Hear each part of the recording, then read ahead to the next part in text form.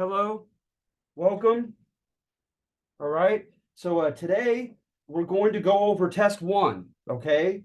But I want to be clear is I'm going to pick and choose on the supplemental tests what I go over because it's a college class. And but for the first test, I'll probably go through all of them.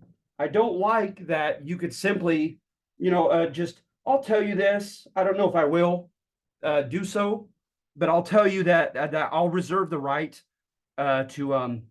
There's an option to have all the letters switched. Okay, so please don't just simply do one is C, two is D, etc. Okay, if you would because like I said, I reserve the right to switch them up, okay? Even if I'm just being all talk right now. But I very well could do that. So please be familiar with the actual answers to these, and so that you're learning the material or you're just reaffirming that you've learned it already.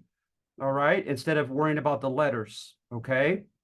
So I'm going to just jump right into it. There's one more that we didn't do is the English comparison. And I just figured I'd wait until we get to those questions and then go to the English handout and briefly show it. Okay. But before I begin, are there any questions or comments?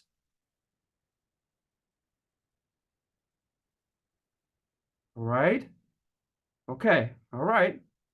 Okay. So number one, considering the general 19th century European criteria for society to be considered civilized, which Native American achievements likely impressed early modern European chroniclers? So early modern is like the 15 and 1600s, after the Renaissance period, after the Middle Ages. And the chroniclers were Europeans who were trying to be like anthropologists, coming and observing the Native Americans and writing of them, okay? And sometimes getting a hold of their manuscripts, like with Mesoamerica, with their codices. So the Iroquois customary procedural method of avoiding bloodshed politically. I think that was very impressive. Their League of Peace, but it does not tie to the 5 criteria. So therefore, I wouldn't choose that one. Knowledge of and wise extraction from the surrounding resources as hunters and gatherers? No. No matter how much dexterity they used and knowledge and wisdom in hunting and gathering, that would not have impressed the Europeans in the early modern era. C, manipulation of the environment by a complex society engaged in the arts and sciences. That obviously should ring true to you from what we covered. All right. Polytheistic religion and shamanism, of course not. That would not impress them. Charles C. Mann, in his book 1491, right? He contends that, take a look at C, considering the fact that the Americas were isolated by 2 oceans, Native Americans compared fairly comparably, chronologically, in the development of achievements later considered synonymous with civilized societies. So remember, I did a comparison when they began farming, and it was only less than 1,000 years, likely, from Mesopotamia and Egypt. Their development of complex societies with the Olmec by 1800 BC fared pretty darn well with the Old World and so forth. Okay. And of course, the Maya really hit the zenith of it, but that wasn't until 250 AD.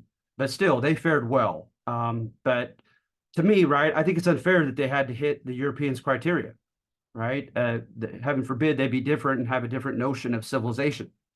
Number 3, the Olmec have been depicted as Mesoamerica's mother culture. Yes, right? Long before 1000 BC, at La Venta and San Lorenzo, etc. Absolutely.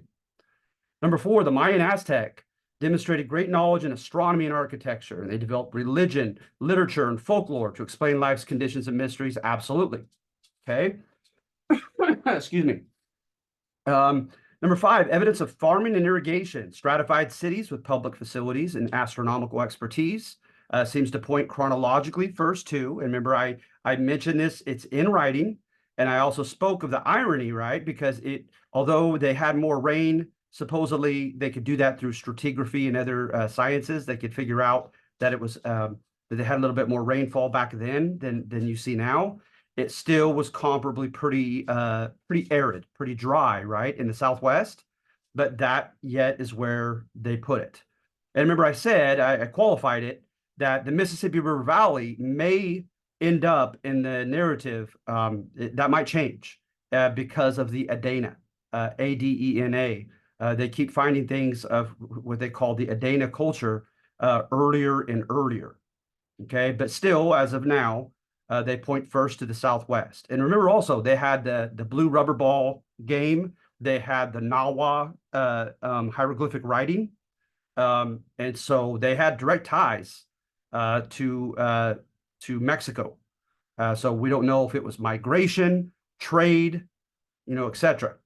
But and also with the planet Venus, etc. A lot of ties with Mesoamerica in the Southwest. Okay, and remember we mentioned like Chaco Canyon, Pueblo Bonito, and these other impressive old cities there that are into the mountainsides.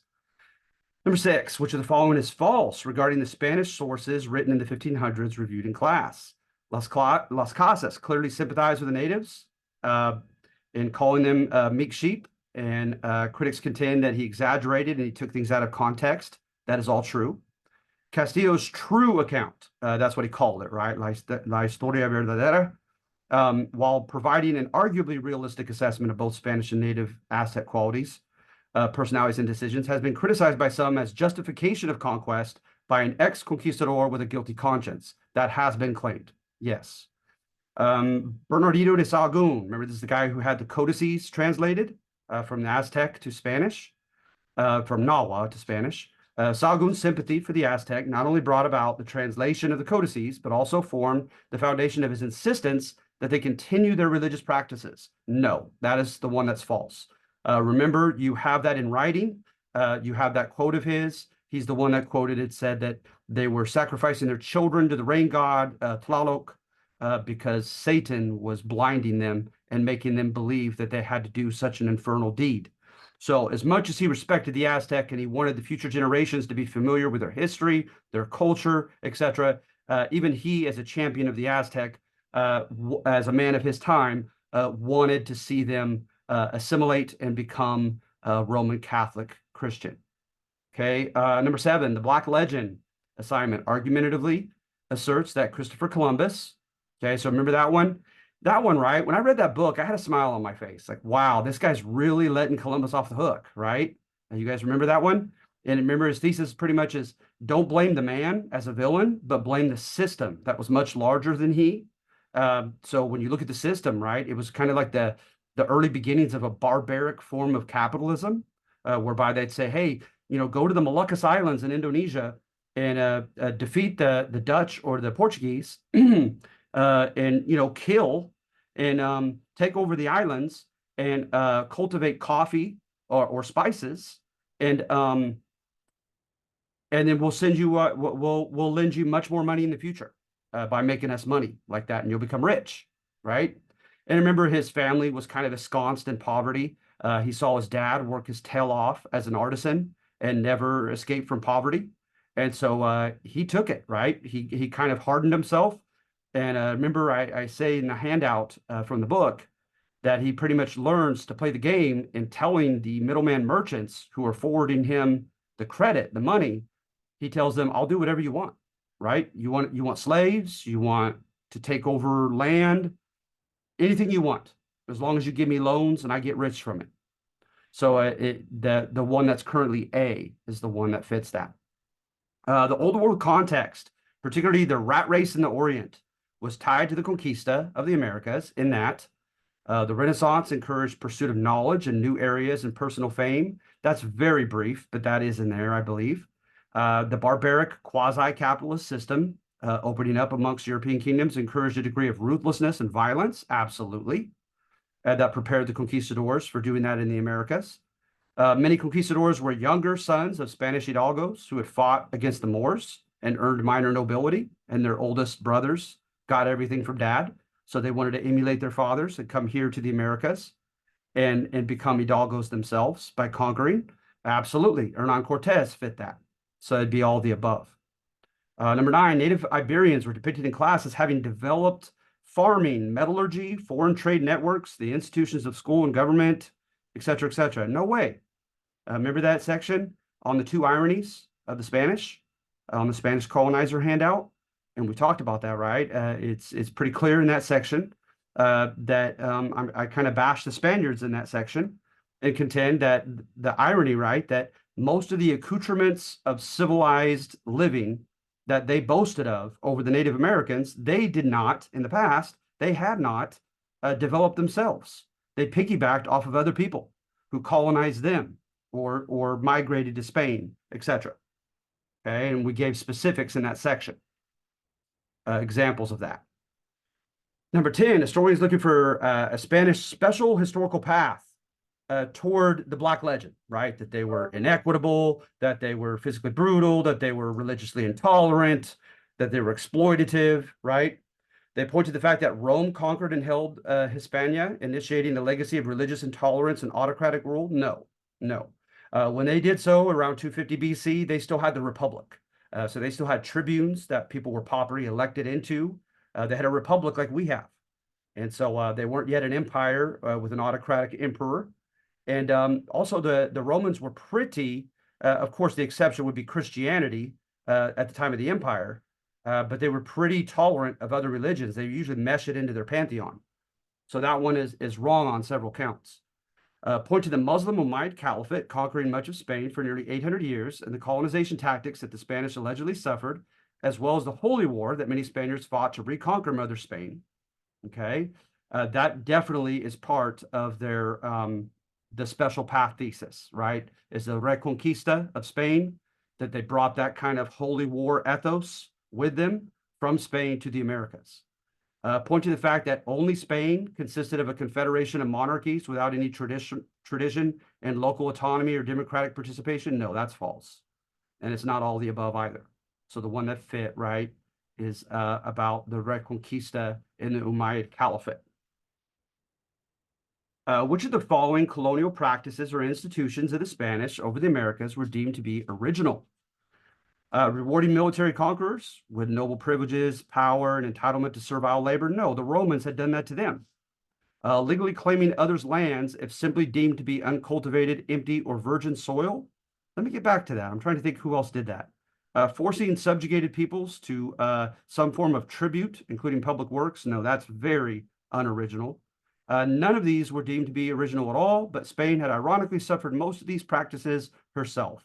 That's the one that you would pick. Okay, so others had also claimed the virgin soil or tierra vacía, empty land thesis as a justification. All right, the Reconquista of Spain, right, from the Moors, from the Muslims, was subjectively claimed by the instructor to have no relevant impact? No, I didn't say that, and I certainly didn't write that.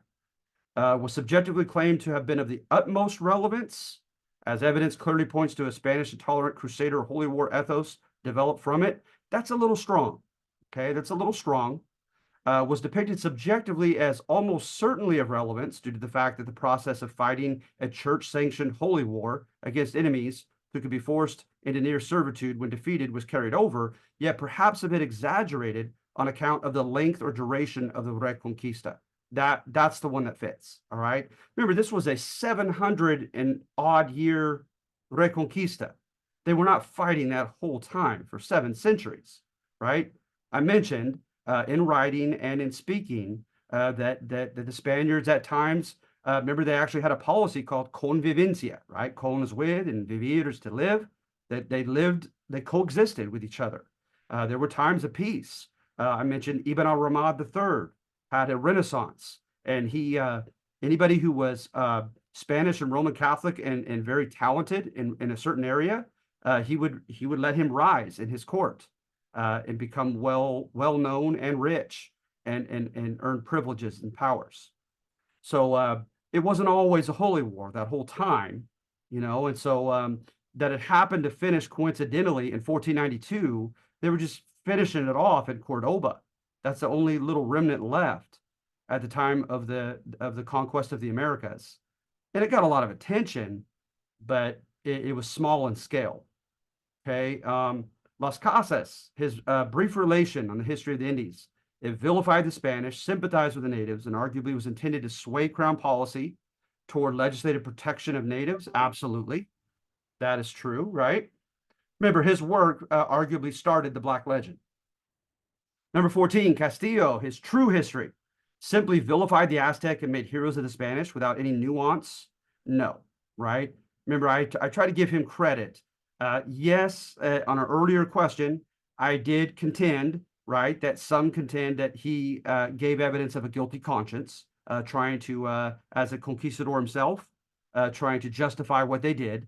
But I thought I made it pretty clear that he admitted to quite a few wrongdoings by the Spanish, stealing Moctezuma's treasure, raping native women.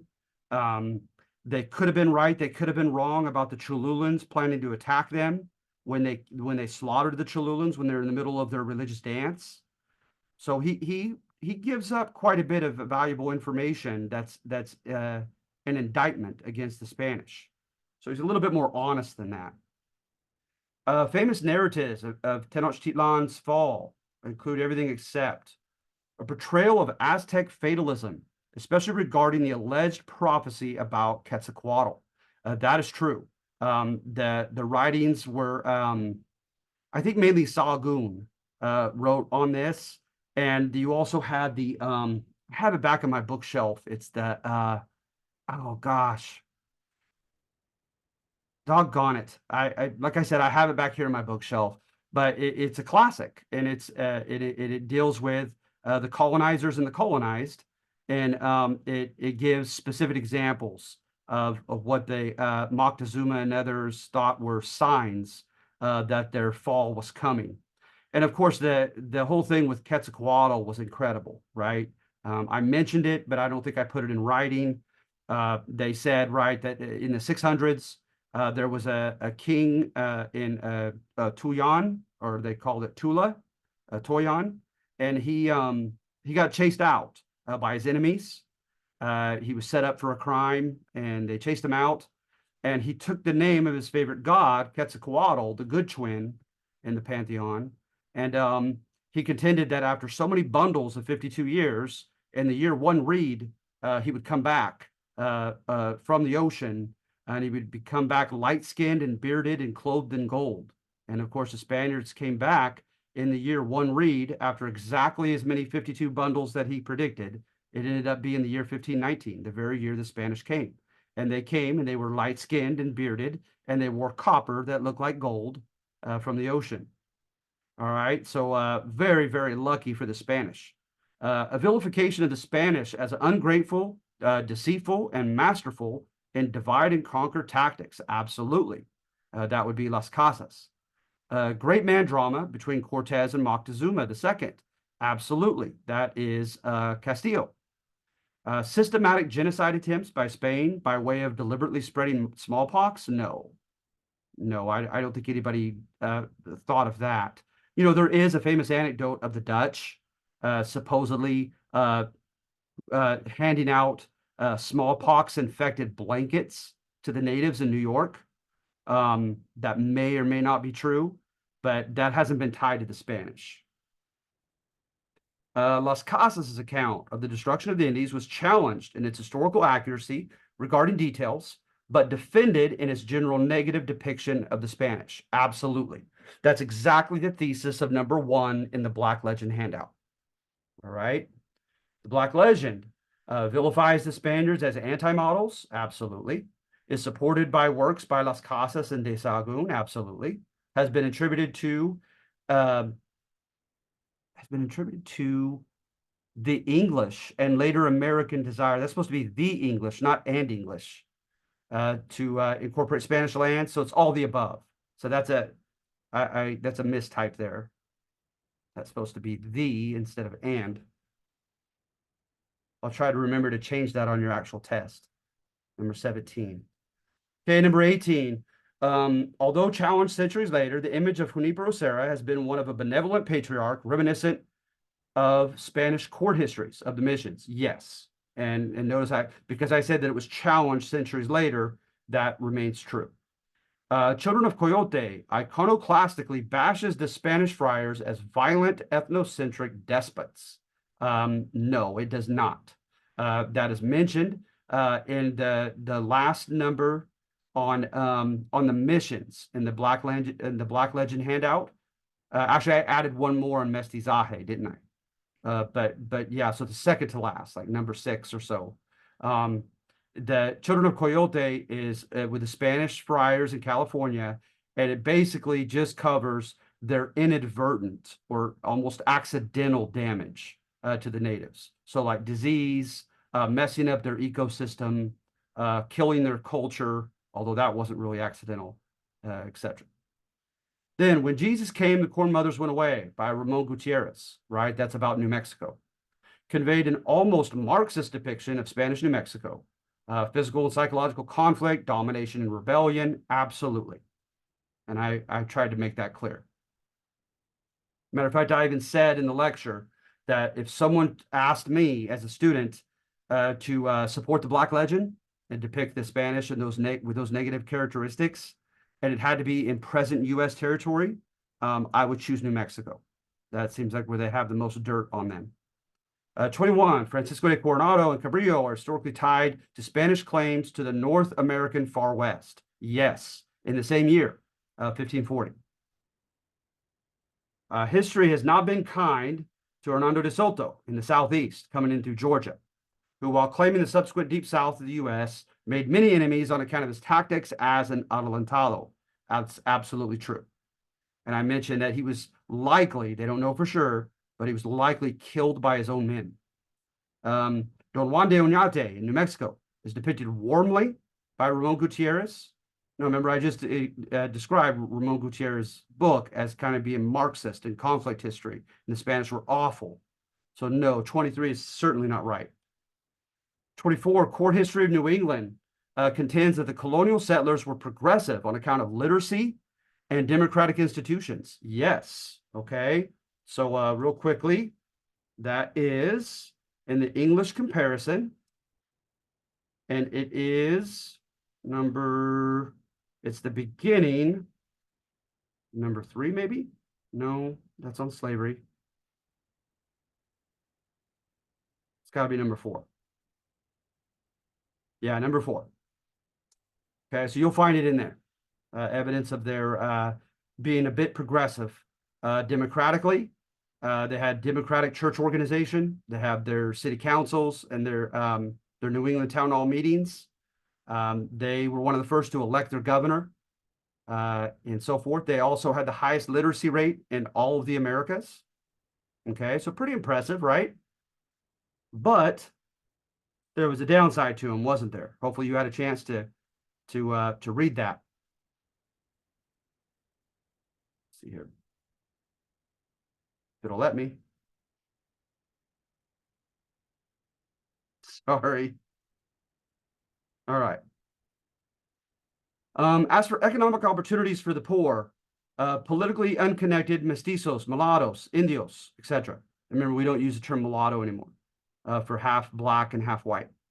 They had opportunities to marry up or by way of some meritorious service, earn a gracias al sacarno. That absolutely is true. They always had the military in the church. Absolutely true. Consulados often did not micromanage at the local level. So hence they could trade whatever they wanted at the local level. And remember, I liken that to crumbs off the table. So all those are true. Okay. Which of the following was not used in class in defense of the Spanish creating a rigid pigmentocracy? So remember, an anthropologist in the 1970s gave that term to it, and it is stuck to what really quite existed, right? I mean, heck, I even showed you a picture of the charts, right, that they had in trying to categorize every combination of an ethnic union between man and woman. The Spanish actually had charts made classifying and placing products of certain ethnic combinations in specific levels of the social political pyramid, yes. Communities of indios in large numbers with their own caciques or leaders were often encouraged to stay segregated within their own villages or barrios, as it especially facilitated the repartimiento. That is true. They were called Repúblicas de Indios, Indian republics, and they were allowed to stay sovereign. There were a few of them in Mexico, and notice that they certain times of the year, the corregidor would come and tell them how many were needed to build a church, a road, etc. Spanish kings and queens were not above issuing cleanness of blood statutes, trying to limit certain opportunities, positions of power, and privileges to the peninsular Spaniards. Absolutely. I remember that did not always stick. Okay. For instance, Philip II in the 1570s became so broke and desperate that he began selling political offices to the highest bidders. And so you could technically be, at the very least, a mestizo with an indigenous mom and a Spanish dad. And if your Spanish dad was well-to-do and had connections, and and married your mom and claimed you as his legitimate son, he could help arrange purchasing you a position under Philip II. Let's see here. Even if earning enough money to pay their market price, quote, Negro slaves were seldom allowed to gain manumission. No, that's not true. 27, the instructor conceded to the Black Legend accusation that slavery within the Spanish Americas was primarily agriculturally oriented and exceptionally rigid and nearly possible to escape. No. When you look at what I wrote, right, I say just the opposite. I say that was the case with the English, not the Spanish. Okay. Right. The Catholic Church could be depicted as institutionally strong. Okay. The Patronato, right? And that is true. Under the Patronato, the Catholic Church entrusted the Spanish crown to decide how to convert the natives. If they wanted to use the friars with the missions, if they wanted to use the bishoprics with the diocese, with the priests, etc. Granted much land and near sole facilitator of education and credit. And that's all true. The Catholic Church became very powerful in Mexico. Spanish life, right? And remember, this was pretty easy because this is exactly what the thesis is. If you read that section, the second to last section of the Black Legend handout. All right.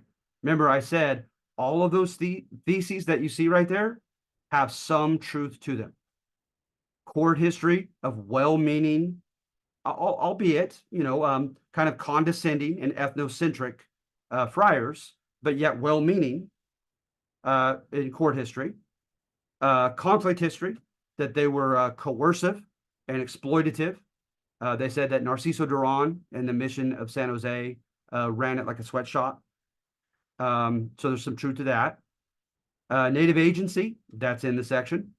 Especially right when it came to bargaining with their leverage for labor. The hacendados, the leaders of the haciendas nearby the missions, needed their labor, but so did the missionaries, and sometimes so did the soldiers. So they all fought for their labor, and the natives were no dummies. They said, what are you going to give me? In deciding who they'd work for. Inadvertent damage, absolutely. So it's all the above. What data was not utilized to promote the Whig interpretation of English history? And this is on the English one. Okay, this is number 1. All right. The decentralization and participatory nature, especially the Wittens of Anglo-Saxon rule, that is in there. And that supports the Whig interpretation, right? That the English supposedly had a legacy of being kind of libertarian, like distrustful of big government, and for freedom and participatory government. So they're trying to claim, right, that England has a very liberal, democratic, traditional legacy, more so than the other European countries. And remember what I say in that section, if you've read it, as I said, you know what, you kind of have to cherry pick your facts, right? Because there are plenty of facts that go against that thesis. They had tyrannical kings claiming the divine right to do whatever they pleased. They had instances of the nobility lording it over the vassals and the peasants. They had evidence of a feudal economy, right, that went from the king to the nobles down to the peasants in that order. And so, there's quite a bit of data that does not support this Whig thesis that they have this special love for liberty and political participation of all people. But if you do cherry pick, you can find some supportive data. So like A and B, the Great Charter, the Magna Carta of 1215, stated that the king was not to rule by divine right, but that the rule of law prevails, right? So that they have lists of certain rights of the English people, and the king or queen cannot violate those rights, even being king or queen, right? That the law rules, not the crown. And of course, they had like trial by your peers. They had political protection for everybody under the law, under the criminal laws, and so forth.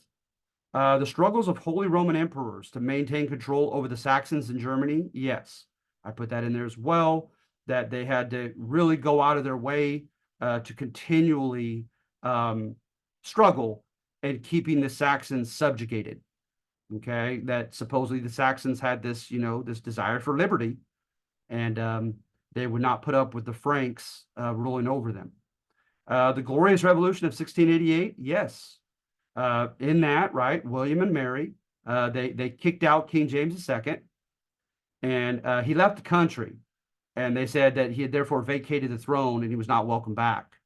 And they allowed William and Mary to come in and jointly rule on condition, right, that they concede once again to the rule of law and to English common law, and also that they jointly rule with Parliament, and they could not dissolve Parliament as King Charles tried to do the first. The claims and actions of King Charles I, no, he was seen as a tyrant, and he lost his life on account of it, right? They had a civil war, and they beheaded him for being tyrannical. So E is the one that doesn't fit this nice thesis of them loving liberty.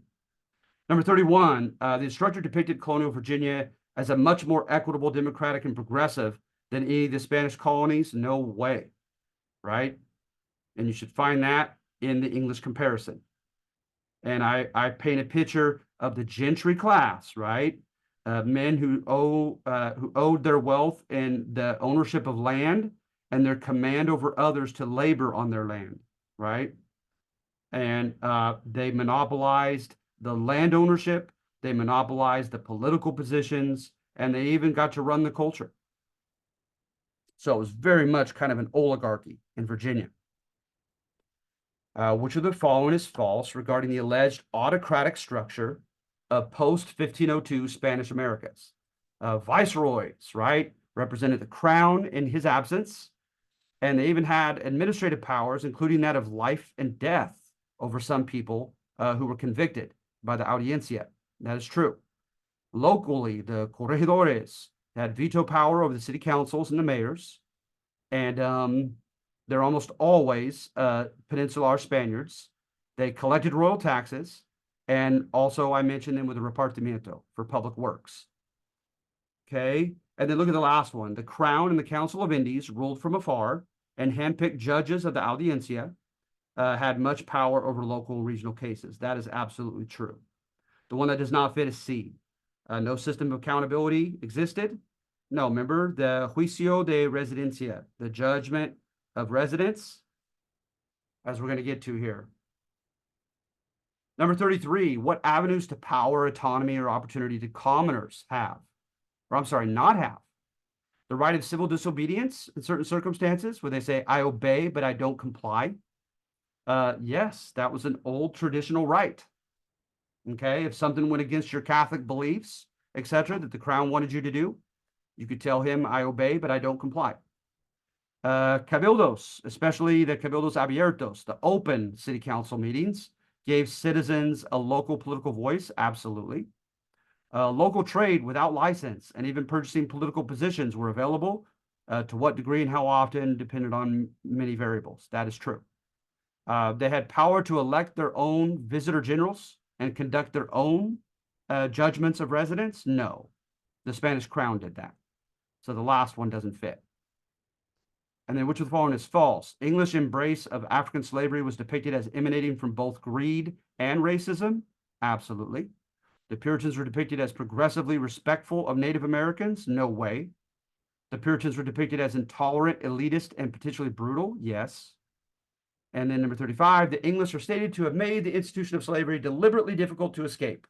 Yes. And that those are all very clear when you do the English Colonial comparison handout. All right. So that's the whole test. You'll need to do it by the day we do next week's Zoom. It'll be due on the 17th, which happens to be exactly a week from today. All right. So any questions or comments?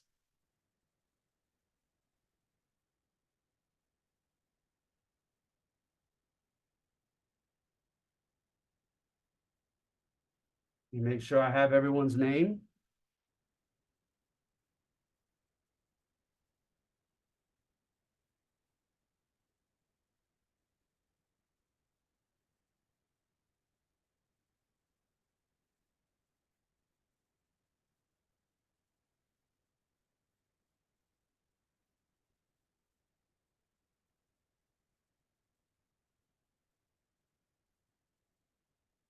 Right. All right, good. All right, you guys. So if you guys don't have any other comments, we're pretty much done. But like I said, okay, please familiarize yourself with the facts, with the actual answers, because I do reserve the right to switch up the letters. Okay, there is an option for the computer to do that for me. Okay, so I wish you guys luck. Okay, I promise I'm about to start grading finally. I just finished the English handout, and so I had other things last night. I apologize. But I'm just about to dive into your assignments finally. So thank you for your patience. And that's it for today, if that's okay with you guys.